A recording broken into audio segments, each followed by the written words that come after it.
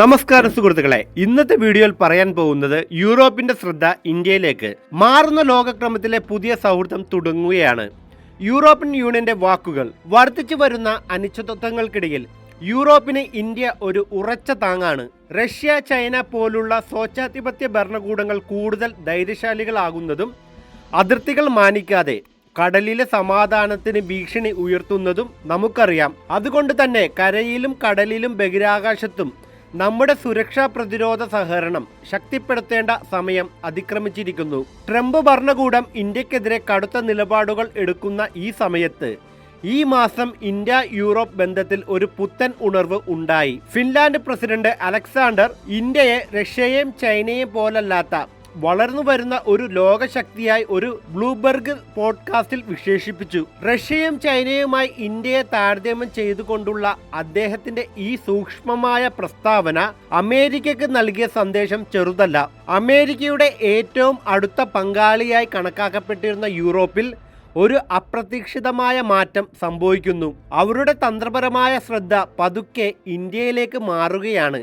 എന്തുകൊണ്ട്? കാരണം യൂറോപ്പ് ഇപ്പോൾ ഇരട്ട സമ്മർദ്ദത്തിലാണ്. ഒരു വശത്ത് ചൈനയുടെ പിന്തുണയുള്ള റഷ്യ, യൂറോപ്യൻ തന്ത്രജ്ഞർ അവരെ ഡ്രാഗൺ ബിയർ എന്ന് വിളിക്കുന്നു. മറുവശത്താകട്ടെ അവരുടെ സ്വന്തം പങ്കാളിയായ സാക്ഷാൽ അമേരിക്ക, അല്ലെങ്കിൽ കൃത്യമായി പറഞ്ഞാൽ ഡൊണാൾഡ് ട്രംപിന്റെ പ്രവചിക്കാൻ കഴിയാത്ത ഇപ്പോഴത്തെ അമേരിക്ക. യൂറോപ്പുകാർ ഒരു ഉദാഹരണ സഹിതമാണ് ഇത് വിവരിക്കുന്നത്. അവർ സ്കൂൾ മുറ്റത്ത് കുട്ടികളെ പോലെ വലിയൊരു അടിപിടി കൂടുകയാണ്.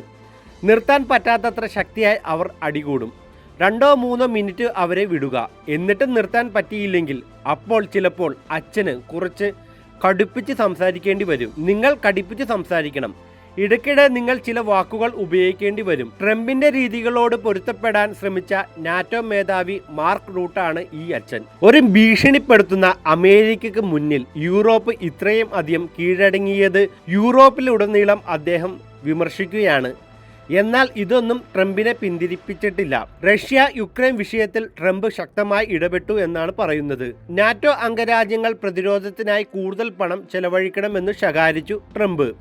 യൂറോപ്യൻ യൂണിയനിൽ നിന്ന് അമേരിക്കൻ ഉൽപ്പന്നങ്ങൾ വാങ്ങിക്കൊണ്ടുള്ള ഉറപ്പുകൾ സ്വന്തമാക്കി ട്രംപ്. ഇത് ബ്രസൽസിനെ കാര്യമായി അലട്ടുന്നുണ്ട്. BBC-യുടെ ഈ റിപ്പോർട്ട് നോക്കൂ. യൂറോപ്യൻ നയരൂപീകരണ വിദഗ്ധർക്കിടയിൽ ഒരു ആശങ്ക വളരുന്നു. അമേരിക്ക യൂറോപ്പിന്റെ ഇന്റർനെറ്റ് കണക്ഷൻ വിച്ഛേദിക്കുമോ? കേൾക്കുമ്പോൾ വിചിത്രമായി തോന്നാമെങ്കിലും ഇതിന് ശക്തമായ ഒരു കാരണമുണ്ട്. ഗൂഗിൾ, മൈക്രോസോഫ്റ്റ്, ആമസോൺ എന്നീ 3 അമേരിക്കൻ ടെക് കമ്പനികളാണ് യൂറോപ്പിലെ ക്ലൗഡ് ഇൻഫ്രാസ്ട്രക്ചറിൻ്റെ ഏതാണ്ട് 70% നിയന്ത്രിക്കുന്നത്. ആശുപത്രികൾ, ബാങ്കിംഗ്, സർക്കാർ സേവനങ്ങൾ എന്നിവയുടെയെല്ലാം നെടുന്തൂണാണ് ഇത്. വിവരങ്ങൾ സമ്പത്തായി കണക്കാക്കുന്ന ഈ കാലഘട്ടത്തിൽ ഈ ആശ്രയത്വം അപകടകരമാണ്. സാമ്പത്തിക ഉപകരണങ്ങൾ തൻ്റെ രാഷ്ട്രീയ ലക്ഷ്യങ്ങൾക്കായി ഉപയോഗിച്ച ട്രംപിൻ്റെ ചരിത്രം ഓർക്കുമ്പോൾ ഈ ഭയം തീർത്തും അടിസ്ഥാനരഹിതമേ അല്ല. ഭാവിയിൽ അമേരിക്കയിലെ ഭരണകൂടം ക്ലൗഡിനെ ഒരു ആയുധമായി ഉപയോഗിച്ചാലോ? നിർണായകമായ വിവരങ്ങൾ പെട്ടെന്ന് ലഭ്യമല്ലാതെ ആകുമ്പോൾ ഈ ഭയം യൂറോപ്പിനെ പുതിയ വഴികൾ തേടാൻ പ്രേരിപ്പിക്കുന്നു. ഇന്ത്യ ഒരു ആകർഷകരമായ ബദലായി ഉയർന്നു വരുന്നു. ഇന്ത്യ ഒരു വളരുന്ന ശക്തിയാണെന്ന് ഫിൻലാൻഡ് പ്രസിഡന്റ് പറഞ്ഞത് വെറുമൊരു പ്രശംസയായിരുന്നില്ല, വാഷിംഗ്ടണിനുള്ള ഒരു സന്ദേശമായിരുന്നു ഇത്. യൂറോപ്പ് തന്റെ പങ്കാളിത്തങ്ങൾ വൈവിധ്യീകരിക്കുകയാണ്. ഇന്നത്തെ ലോകത്ത് അപൂർവമായ ചില കാര്യങ്ങൾ ഇന്ത്യ വാഗ്ദാനം ചെയ്യുന്നു. തുല്യ സ്വാതന്ത്ര്യം, സ്ഥിരത, ജനാധിപത്യ മൂല്യങ്ങൾ. ചൈനയെ പോലെ സ്വേച്ഛാധിപത്യപരമല്ല, റഷ്യയെ പോലെ നിയമങ്ങൾ തിരുത്തി എഴുതാൻ ശ്രമിക്കുന്ന രാജ്യവുമല്ല. നിയമങ്ങളെ അടിസ്ഥാനമാക്കിയുള്ള വ്യവസ്ഥിതിയിൽ വിശ്വസിക്കുന്ന ഒരു രാജ്യമാണ് ഇന്ത്യ. പാശ്ചാത്യ രാജ്യങ്ങളുടെ എല്ലാ നിയമങ്ങളും അത് അംഗീകരിക്കുന്നില്ലെങ്കിൽ പോലും യൂറോപ്പ് ഇത് ശ്രദ്ധിച്ചു തുടങ്ങിയിരിക്കുന്നു.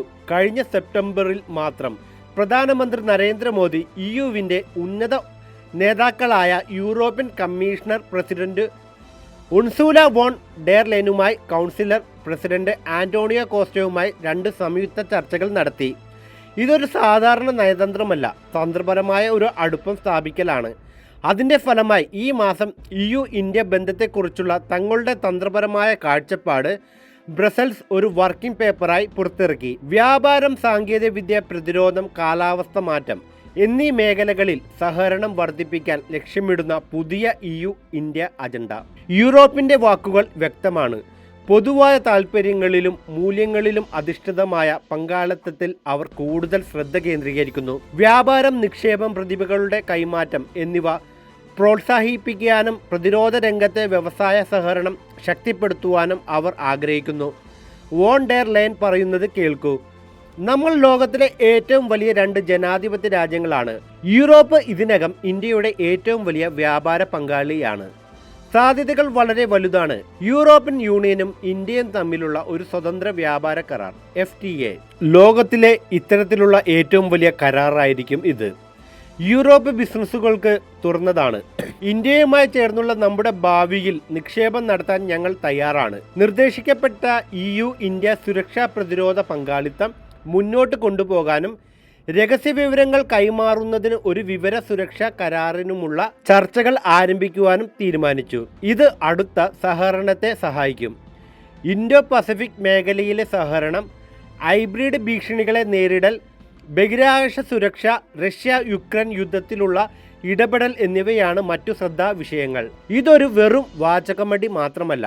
യൂറോപ്പ് ഇതിനകം ഇന്ത്യയുടെ ഏറ്റവും വലിയ വ്യാപാര പങ്കാളികളാണ്. ഈ വർഷം അവസാനത്തോടെ FTA അന്തിമമാക്കാൻ ഇരുപക്ഷവും ശ്രമിക്കുന്നു. പ്രതിരോധ രംഗത്ത് ഇന്ത്യ ഫ്രാൻസിൽ നിന്ന് കൂടുതൽ റഫാൽ ജെറ്റുകൾ വാങ്ങുന്നു. കൂടുതൽ സൾഫ്രോൺ എഞ്ചിനുകൾ ജർമ്മനിയുമായി സഹകരിച്ച് അന്തർവാഹിനികൾക്ക് നിർമ്മിക്കുകയും ചെയ്യുന്നു. ഇതൊരു പരസ്പര സഹായമാണ്. ഡച്ച് അർദ്ധചാലക ഭീമനായ ASML പോലുള്ള യൂറോപ്യൻ കമ്പനികളും ഇന്ത്യയെ പ്രധാന പങ്കാളിയായി കാണുന്നു.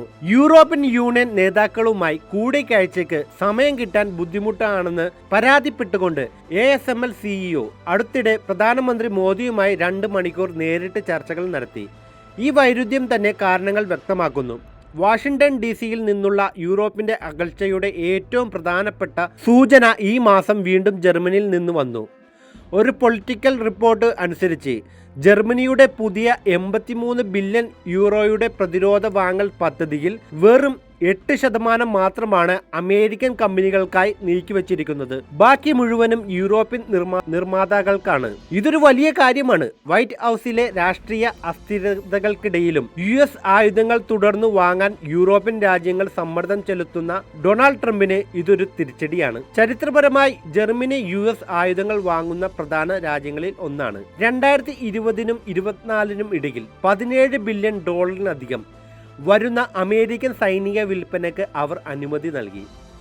എന്നാൽ ഇപ്പോൾ അവർ തദ്ദേശീയമായി നിർമ്മിച്ച IRIS-T എയർ ഡിഫൻസ് കപ്പലുകളിൽ നിന്ന് വിക്ഷേപിക്കുന്ന മിസൈലുകൾ പോലുള്ള സംവിധാനങ്ങളിൽ നിക്ഷേപം നടത്തുകയാണ്.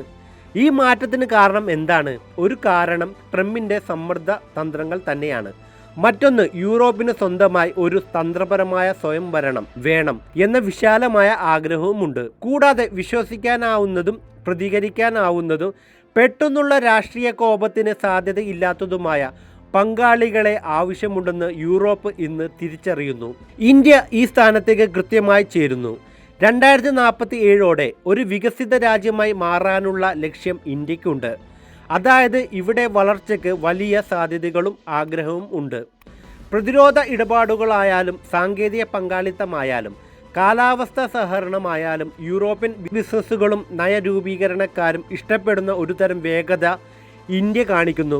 അപ്പോൾ യൂറോപ്പ് അമേരിക്കയെ പൂർണ്ണമായി കൈവിടുകയാണോ? അങ്ങനെയല്ല. ട്രേഡ് അറ്റ്ലാന്റിക് ബന്ധങ്ങൾ ഇപ്പോഴും ശക്തമാണ്. യൂറോപ്യൻ സുരക്ഷയുടെ അടിസ്ഥാനം നാറ്റോ തന്നെയാണ് ഇപ്പോഴും.